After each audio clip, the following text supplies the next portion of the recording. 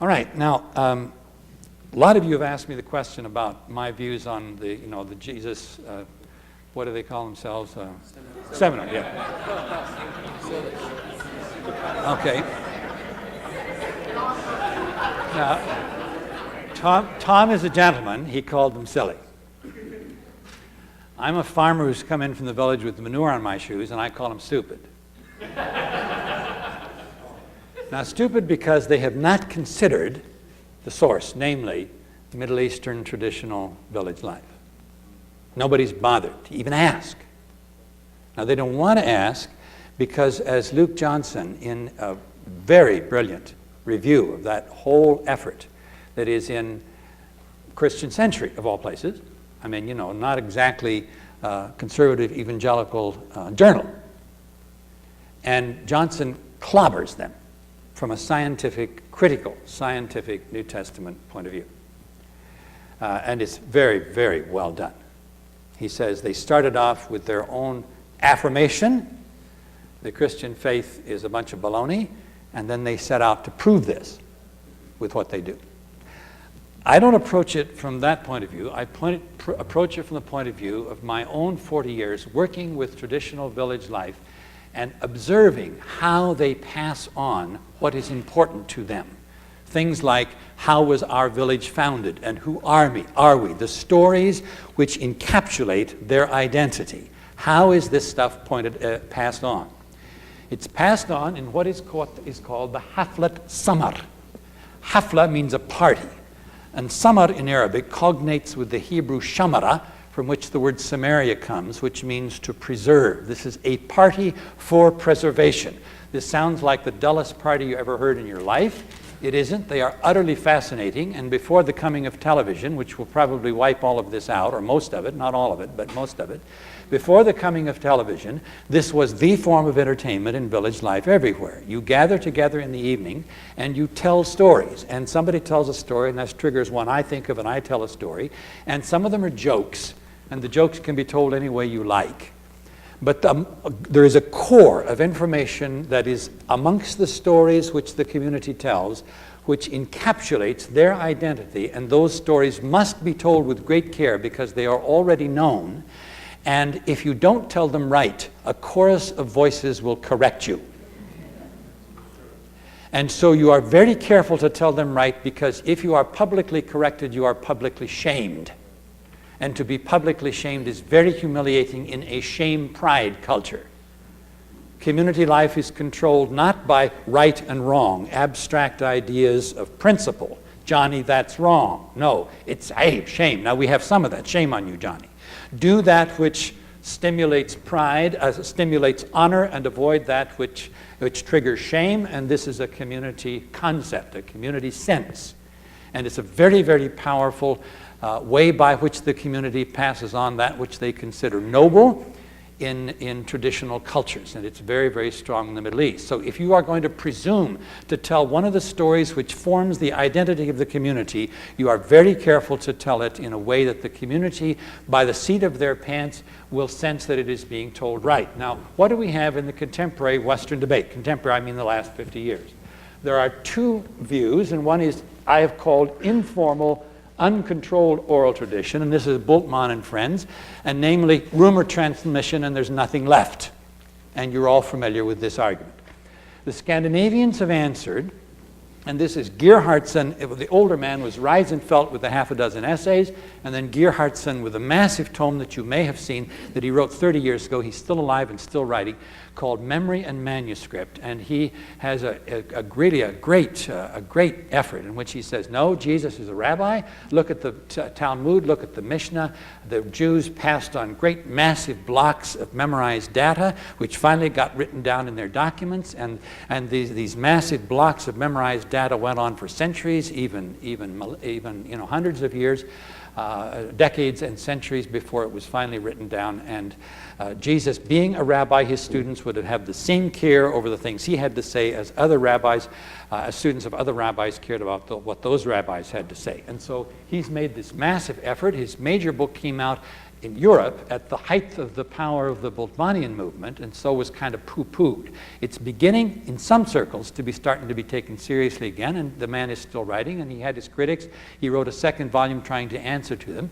But he's saying Jesus is a rabbi, and we're talking about formal, controlled oral tradition. Okay, I followed this debate now for the last 35 years and have looked at it carefully. In the last 5 years, I've published 3 essays on the subject. The last one was in Expository Times last September, so it's fairly recent. Also in a journal in England, which was much longer. They gave me 12,000 words, which was a year ago, January, in a journal called Themelios, a Anglican evangelical journal. But my case is that no, informal controlled oral tradition doesn't make sense in our Middle Eastern world because Matthew, Mark, and Luke are too much the same. And formal controlled oral tradition is very helpful, but is not the last word because Matthew, Mark, and Luke are too different. So what do we have? We've got the Haflet Summit. This is the concrete reality of how Middle Easterners pass on their tradition. Now what happens in the Haflet Summit? If you recite poetry, it's got to be very precise. If you recite Proverbs, you can't change a word. But if you tell the stories of the community that form the community identity, you are then given a certain freedom to give it your own twist within limits. And the community senses the limits that they will allow you. And if you violate those limits, then there will be the chorus of voices which says you're not telling it right, you will be publicly shamed, and someone else will tell it. And so in these essays, I've tried to analyze how this functions, the kinds of stories that they have, the way this control functions. And so I end up with informal. There's no official teacher. You've got an official teacher over here, an official students, and sometimes a place where they meet. No, this is the gathering of the community at night. No official teacher, no official students. But a very serious thing is happening, namely you're passing on those stories which tell us who we are. Now, Bultmann wrote and convinced his students and tried to tell everybody that the early Christians were not interested in history. Okay, now put yourself back into this Jewish Christian community from the resurrection up until the fall of Jerusalem, living in the Holy Land before they immigrated out over across to Pella. Here's a 40-year period.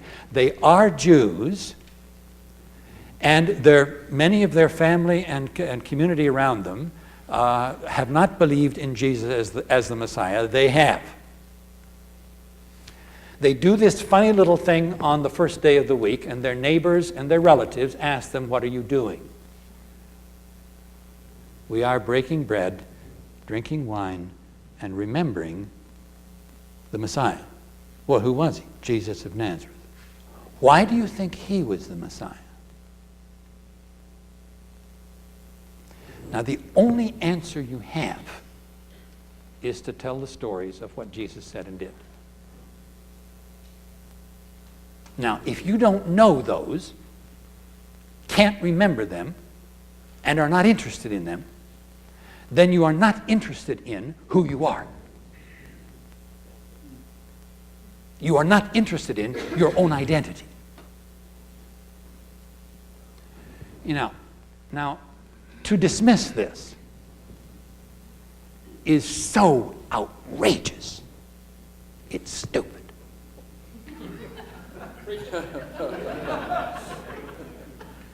This crowd has lost touch with reality. They're telling me the moon is made out of green cheese.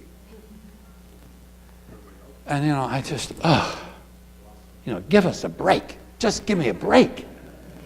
And then I look at this sheet we're now looking at. Here we are on page 22.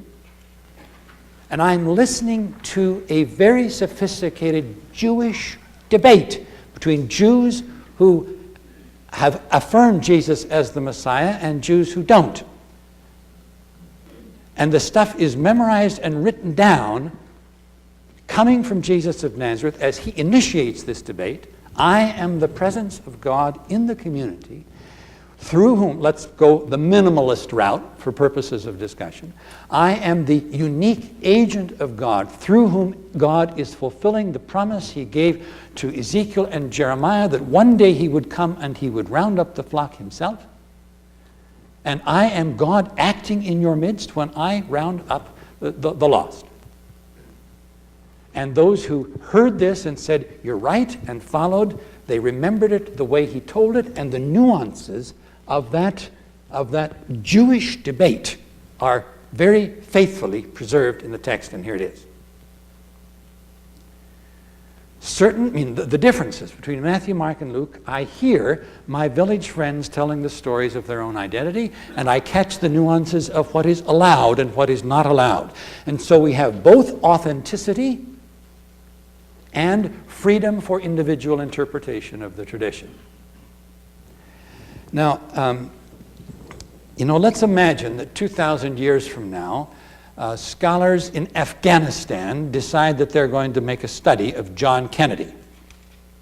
They don't know very much English, but they know enough to at least read documents. So they find out that the youth of America in the 60s saw Kennedy as the youngest president we'd ever had. The Catholics saw him as the first Roman Catholic who was ever president. The business community saw him as the son of a millionaire. The academics saw him as a graduate of Harvard who could read 14,000 words a minute and had written half a dozen books. The Irish saw him as an Irish immigrant who made good. The veterans saw him as the captain of a PT boat who rescued his crew. The Afghanistans come to the conclusion that there are obviously out there 6 different John Kennedys, and that thereby these are mythological creations by these communities who satisfied their own needs by creating these mythologies.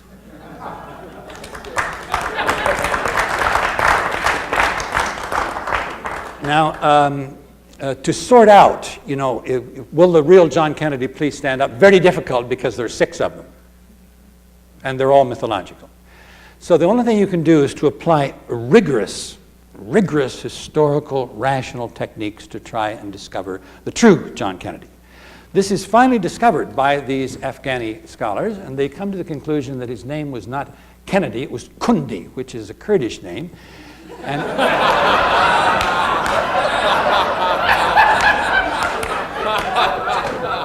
And that the family, when they immigrated from northern Iraq, the immigration officers, what's your name? Kundi, and that didn't make any sense. The guy wrote down Kennedy. It's got all you do is change the vowels. And then the mythologies emerged. The family was actually Zoroastrian. And this shows up in the sort of, the passing of the torch and the eternal flame on his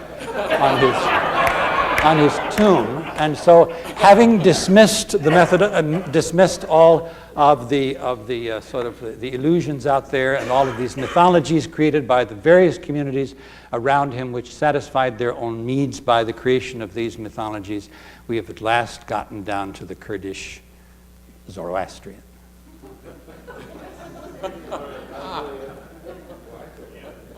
Now, this is the way I look at this crowd.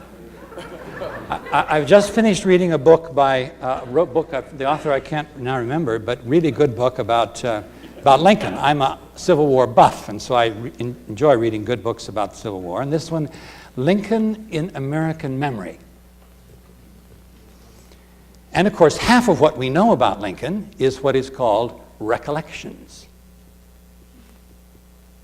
The people around him who remembered the stories that he told and what he said at key events. The same was true of Lee. Historians can tell you what Lee was doing every hour of the Civil War. Where did they get that information? The people around Lincoln and Lee knew that they were experiencing earth-shaking events critical to the life of our country, critical to our people as a people. And in each case, they knew that the person, Lincoln or Lee, was a major figure in those events. And that sensitivity, that awareness, earth-shaking events are happening, and we are observing a key figure in those earth-shaking events, sort of, permanently implanted on the memories of the people around them, the things that these people said and did. And so on both sides, there was this tremendous corpus of recollections. Okay, so what do we find out of those recollections? Well, Lincoln, some saw him as the great emancipator, blacks and others. Others saw him as the man who saved the Union.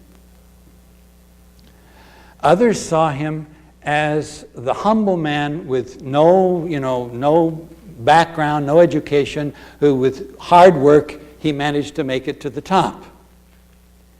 Others saw him as the ideal Democrat, someone who was willing even to submit himself to an election in the midst of a war, knowing that he may well lose. And he believed in democracy deeply enough that he was willing to let that process happen and willing to surrender power even at a very critical stage in which it probably would have been a disaster if he had lost that election. And others see him as the ideal, sort of the, not ideal, but as exemplary American, a man who stood for the highest values of what the new emerging, the Europeans primarily saw him this way, emerging civilization. What are the good qualities of what American life stands for? You look at Abraham Lincoln and you find them. 5 different Abraham Lincolns. And nobody bats an eye. They're all 5 true. And so the literature that was written about Abraham Lincoln in particularly the first 50 years after his death come from these various points of view. Nobody bats an eye. Okay, so we've got Gospels that do the same thing. What's the problem? Let's get real. I was talking about this when I was down at Fuller teaching, now almost 20 years ago, the winter of 75, 76, and I was still developing these ideas, and presented them in a small seminar. I forget what church it was, and one of the people there was an American who was doing a doctorate in history on George Washington, and he said, Dr. Bailey, he told me who he was, and he said, I'm doing a PhD thesis on George Washington.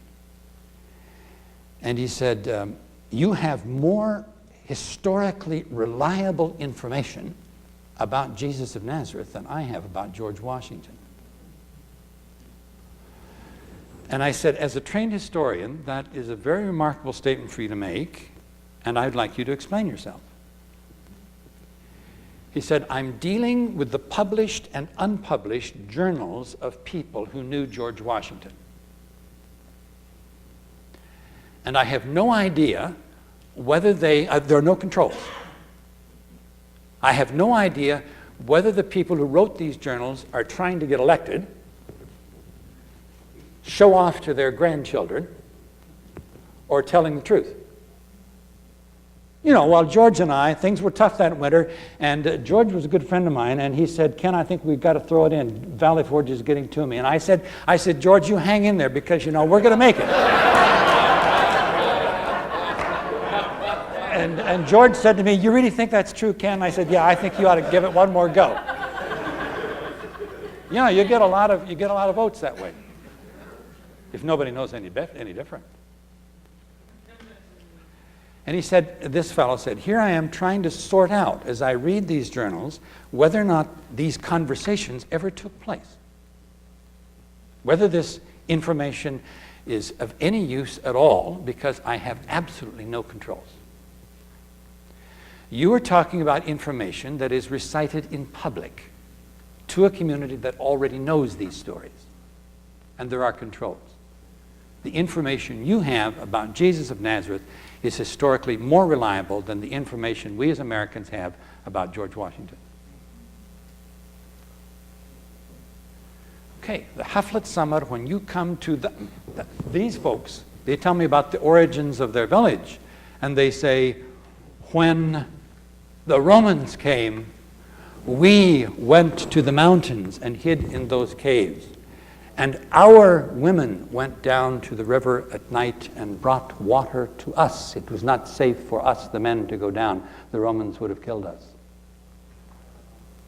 They're talking about the 3rd century and the Diocletian persecution. And they tell it in the present tense. And they've told that story for the last 1,700 years. And you can jolly well tell it right if you presume to tell it. Because if you don't, they'll drive you out of the village. Okay, now here we're talking about, George Bush in 1964 trying to get elected, shook hands with somebody who had shaken hands with Abraham Lincoln. In 1864. As a young man of 14, he was now 114. And Bush was really quite impressed that 100 years later he shook hands with an eyewitness to George Washington. We all know that Abraham Lincoln, sorry.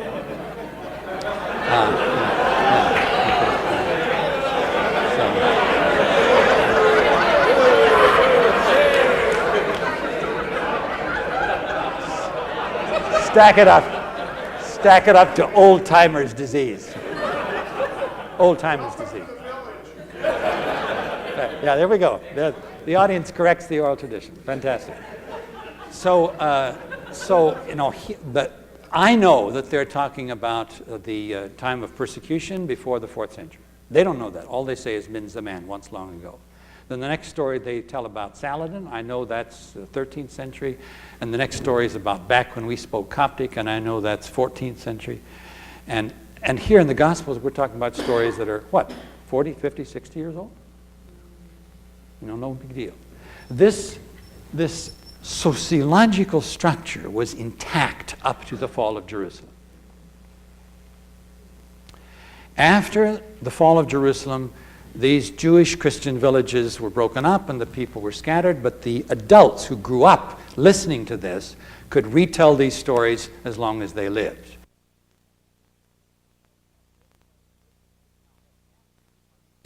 Now, we have everybody open, which if you have Gospels with you, open to the opening verses of Luke. You all know this text very well.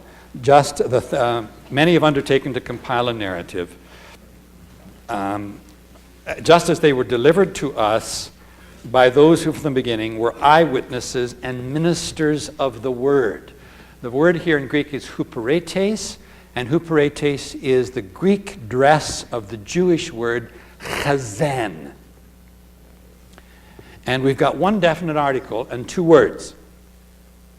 Now, 99.9% of the cases in Greek grammar, when you have one definite article and then two nouns, that one definite article governs both of them.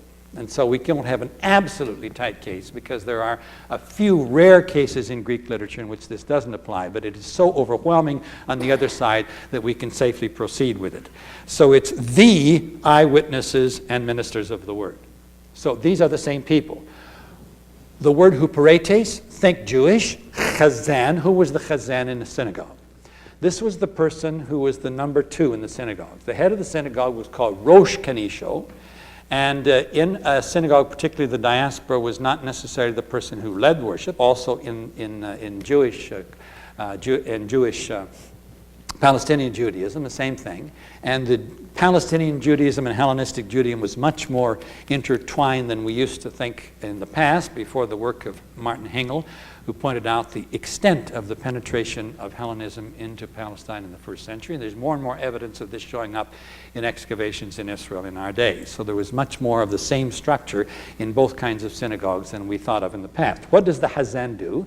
This Chazan, he leads the worship, runs the Hebrew school if there is one, is responsible for the scrolls, responsible for the building, does what the head of the synagogue, the Rosh Kanisho, tells him to do, and is the sort of the one paid employee, basically. Now, the scrolls are kept in the ark, which is in a cupboard right in the middle of the synagogue. When it comes time to read the scripture, he gets the key out of his pocket and he opens the scrolls out and he gets them out and he passes them to whoever is selected to do the reading and stands there. Don't mess with it. It costs us a lot of money. And then as soon as you get done, you give it back to him and he rolls it up in the sight of everybody, puts it back in the ark, and he locks it up. And in the 4th chapter of Luke, we find this happening and the word is used. Jesus reads from the scroll and he gives it back. He says he rolls it up. He gives it back to the huperetes. Sure, he's standing right there. We call it gives it back to the attendant. Okay, now here we have Luke getting his information from the eyewitnesses who were also chazanim. Of what? Of the synagogue? No. Of the word. Now, they don't have any buildings yet. These are now Jewish Christians. And it seems that the early Jewish Christian community chose special people to be the chazan for them in their meetings. Just like the synagogue across the street had a chazan. We don't have any buildings, so he's not the chazan of the synagogue. But we call him a chazan of the word, and he is not allowed to have this title unless he is an eyewitness to the historic Jesus. What does he do? Well, the chazan across the street is responsible for scrolls. We don't have any. Why does he have to be an eyewitness? When we gather in worship, Ken can preach, but Ken can't stand up and say Jesus said or Jesus did because he's not an eyewitness. We call on the chazan, who is an eyewitness, to stand up and say Jesus said and Jesus did, and then Ken can say whatever he likes. That's fine. Anybody can comment and reflect on it. But these special people will be the people who will recite the tradition for us when we gather together in worship. And we're very careful about the preservation of this tradition, and we give this to special people with a title which we modify from the Jewish community, we who are Jewish, Messianic Jews, if you please, and they have to be eyewitnesses. All right. Now, Paul is not considered one of these. He's an eyewitness to the resurrection, but he's not an eyewitness to the historical Jesus. And so he is not authorized to recite the tradition. He can reflect on it, but he cannot recite it. This is why we don't have the parables in Romans, Galatians, and Corinthians. Hints and bits and pieces of them. Themes, yes. Theology, yes. He follows the rules. And Bultmann said, well, the stuff wasn't dreamed up yet. That's why he doesn't quote it. No. The community is a little more careful than to allow anyone, especially if you're going to write a document. We don't let you quote this. All right, now what are you going to do when these people start to die off? Crisis. Are you going to allow chazanim of the word who are not eyewitnesses to recite in community? And of course, in the Jewish tradition, it's much better if you have somebody recite it than read a document. Why? Because they preferred to have the sacred material in oral form for two very clear reasons. And one which they enunciate in the Talmud. They say, because if it's oral and not written, then first of all, you can control who hears it. I can look out and decide whether or not this crowd is worthy to hear these sacred things, and then I will recite or not recite. And second, you can assure that there is opportunity for interpretation to be sure you got it straight before I recite it. Every one of us has a personal story that is sacred to us that we keep oral. We do not write it down. And we recite it only to those we deem worthy of hearing it, and we recite it only on occasions when there is the possibility of interpretation. That sacred tradition, too sacred to write down, is something that every one of us as individuals knows and experiences. All right, that personal experience known to every human being since Adam is a part of the way the Middle Eastern Jewish tradition, their attitude toward their sacred tradition. So here's the Christian community. If we keep this in oral form, then we are able to control who hears it, and we can assure that there's interpretation. But the people we have selected to do this, the eyewitnesses and huperetes chazan of the word, are dying off. Are we going to allow non-eyewitnesses to recite? Big decision. Answer, no. It is too sacred to allow non-eyewitnesses to recite it. What's the other option? Write it down. So they authorize documents. Luke says, I talked to eyewitnesses, and the eyewitnesses are not just sources for his gospel. They are a review committee that will vote like this or like this. And if they vote like this, he dreamed up half that stuff. We never gave that to him. He made it up. He brought it in from other sources we don't know where. He fiddled with it. It's not the way we recite it. We don't know where he got that stuff. It's his ideas and not the ideas of Jesus. If this is the vote, there will never be a second copy of the Gospel of Luke. Never. It will be stillborn. Okay, in a sense, I've had the last 40 years a certain freedom, as my friends have pointed out to me, because I've wrestled with these issues in an atmosphere in which I'm free to search out the truth and not have to go to professional meetings and get clobbered by all those windmills. But, I come out of 60 years of listening to people tell stories about Hadrian. And then I look at this crowd which says nobody can remember anything for 5 minutes. And I did my doctorate under hard-nosed German Lutherans who would say to the students, recite one paragraph that your grandfather told you. You can't do it. And then they would, feed the students all these Bultmannianism. And there I am sitting there with the steam coming out my nose, knowing that if I open my mouth and let it come out my mouth, they won't pass me. So you got to keep your mouth shut until you graduate and get your degrees, which I did manage to do. But out of this world, then I look at all of this junk that's floating around. And I read Crossan's book on Jesus of Nazareth, the history of a Galilean peasant, of a Mediterranean peasant. If he met a Mediterranean peasant, he wouldn't recognize me. It's the faintest idea what they look like. Faintest idea. It's very curious. I look at the Western academic scene. It's very, very curious. We know that Germans, French, and English are different. I remember in Athens airport about a couple of years ago, I was going through it, and behind the desk of the transfer desk, there was a little sign which said, "Heaven is where the police are English, the cooks are French, the mechanics are German, the lovers are Greek, and it's all organized by the Swiss."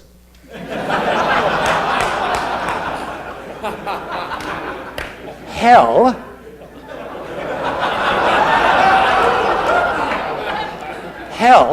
is where the cooks are English, the mechanics are French, the police are German, the lovers are Swiss, and it's all organized by the Greeks. Okay. Now, if I told you you all laughed. You all got it. If I told you a similar story about the Egyptians, the Jordanians, and the Syrians, and the Lebanese, you would not laugh. That's a complete unknown to us.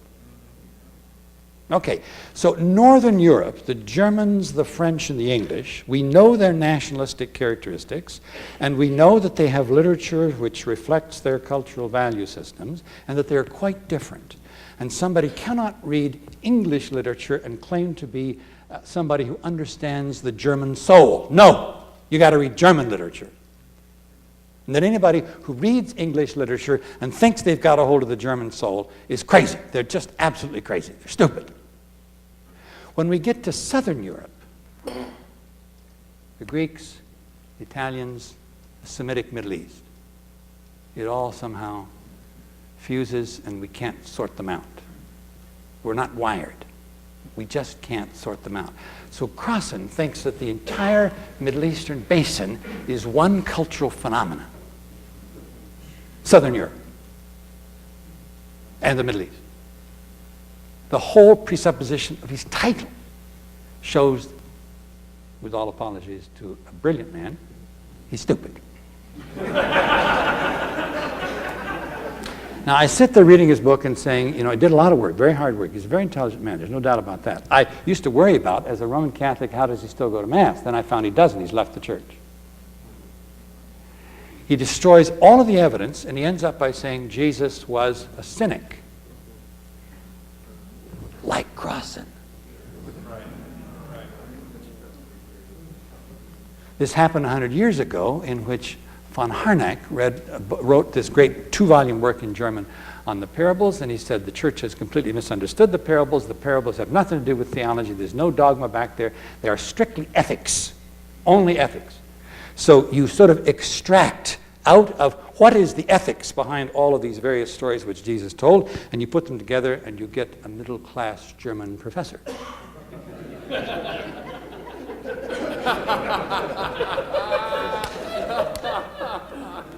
Okay, so now the same thing has happened again.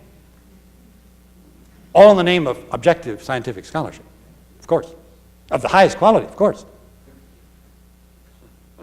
And it's off the wall. You know, for somebody who's spent 60 years living in this community, the moon is made of green cheese. They're trying to tell me this. It isn't, sorry. Now, for us in the church, I find this so critical. That's why I put the energy into it, and that's why I've published these essays on the subject. If we are asking people, believe in Jesus, and they say, well, what did he do, and who is he, and what did he say? Well, I'm sorry, we really don't know. All we have is stories made up at the end of the first century by Greek minds. And you want me to believe in him and follow him? You don't even know who he is? And you don't know what he said? The nerve of everything we stand for and believe in is gone. It's cut. These people, this is their deliberate intent. For them, the nerve was cut. Crossan is trying to justify his having abandoned the Christian faith and left the priesthood. And so he ends up writing this book, and you know they've sold 100,000 copies or something. There's a lot of people out there who have walked out of the church and who have decided that they want something that will justify this, and Crossan's book looks like it does. And so it looks like a big deal. And it's off the wall.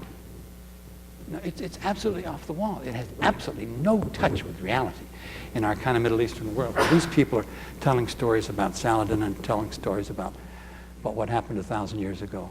And we're talking about 40, 50, 60 years. And here we've got Jewish Christianity, you know, just absolutely loud and clear. We listen in on a profound, very sophisticated, profoundly rabbinic debate about reinterpretation of the tradition, and does Jesus bring that tradition to its finest expression, or doesn't he?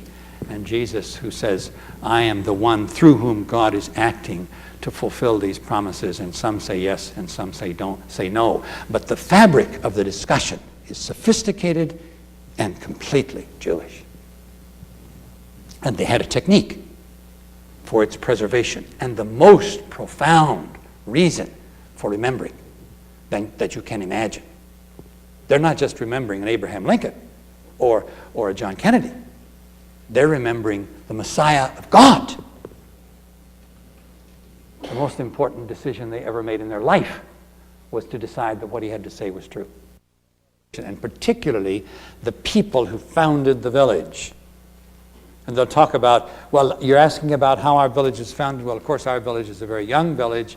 It's only 450 years old. And then they tell you the stories of the founder. Only 450 years old. You know, we don't count things antiquities unless they're at least 2,000 years old. That's kind of new stuff. Old stuff is 3,000 years old, and 4,000 is quite old, and 10,000, those are antiquities. So, you know, our Middle Eastern friends come to California and somebody shows them their antiques, and they're very polite, very, very polite. Oh, this chair's 50 years old. Oh, that's very old. Very polite, very polite. Again, what I think, redaction criticism, I engage in. I think is a legitimate quest. How, by the way, this Haflat Samar has no historical order to it. They do not remember events happening in order. And so as you take material out of this authoritative tradition, recited with a flexibility, you can arrange it any way you like. Any way you like. And you can take bits and pieces and leave bits and pieces, and you can put bits and pieces together. But the building blocks they must recognize as being authentic to the tradition. Considerable freedom is allowed, and thereby it is possible, even as our recollections of both Abraham Lincoln and of John Kennedy allows us to see him through the eyes of who we are. And the youth did see Kennedy as a young man, and the Catholics were enormously proud of the fact that he was Catholic. And you can remember the Irish and how excited they were that an Irishman made it to the top. All of that is there. But that doesn't mean that they create stories about John Kennedy out of thin air because of who they are and because of their needs. I got started on this when I began my critical study of the New Testament after seminary. graduate work with Marcus Barth in Pittsburgh. And Marcus, son of Karl Barth. And he kept, I didn't understand, this was back in 65, and I didn't understand how important, because I wasn't really into Monism at that time, and really hadn't hit the fans in this country. And so I didn't understand how important what he was saying really was. I heard it, but later on I figured out how weighty this was. He kept pounding the table and saying, if you have established that the Christian community at a certain period in its life found certain sayings of Jesus meaningful for their life, you have not established that they created them. And then another thing that really, the Jesus seminar starts off, we don't let you in the door. You can't even sit with us unless you are willing to affirm the idea of I forget the technical phrase they use for it, that dissimilarity.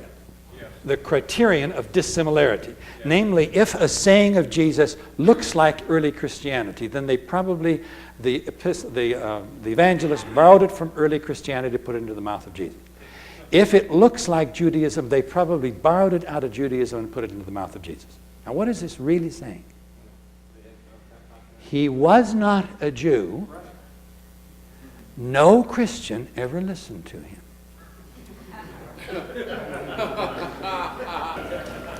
And I had a dream last night, and so Pharaoh is looking for Joseph. Now, I will tell you the dream, and then perhaps you can help me interpret it.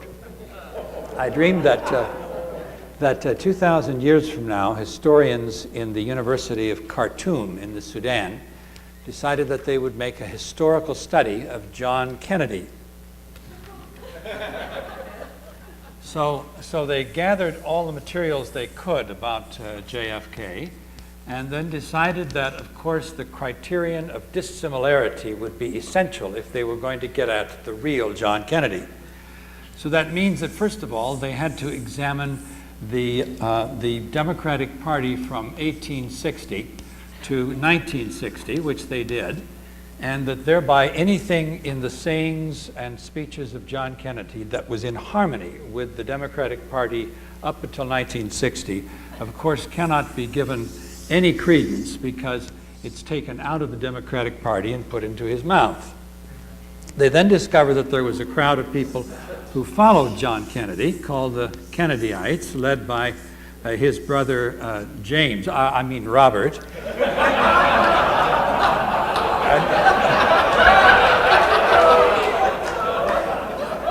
And of course, anything that the followers of John Kennedy represent could not possibly be authentically from John Kennedy, and so thereby all of that material had to also be taken out.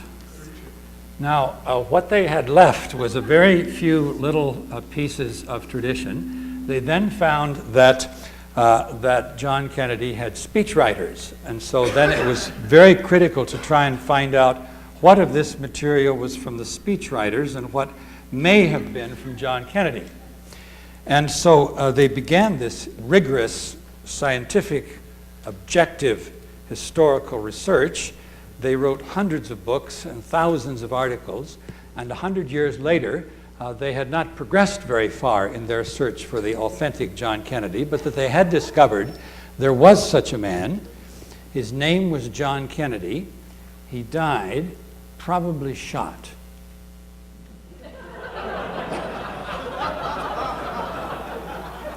The search continues.